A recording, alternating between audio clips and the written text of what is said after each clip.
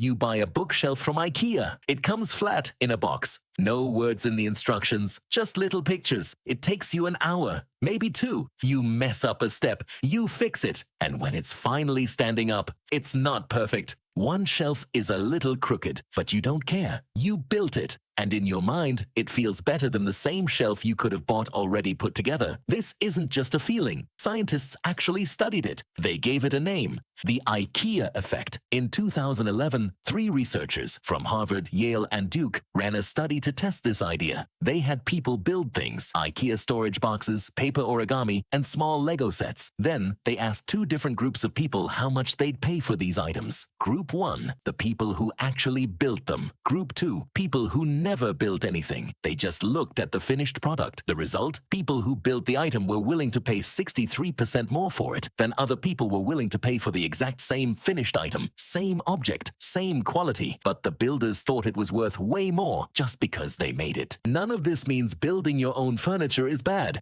There's nothing wrong with feeling proud of something you made with your own hands. That pride is real. So why does our brain do this? A few reasons. Reason 1. If you spend time and effort on something, your brain doesn't want to admit that time was wasted, so it convinces you the result must be good. Reason 2. When you build something yourself, it feels like a part of you, not just an object, your object. Reason 3. For fun projects, like Legos or crafts, people also want to show off what they made. That pride adds extra value too. Put simply, effort makes you feel connected. Feeling connected makes you value it more. And that extra value can trick you into thinking it's actually better, even when it's not. Once you know about the IKEA effect, you start seeing it everywhere.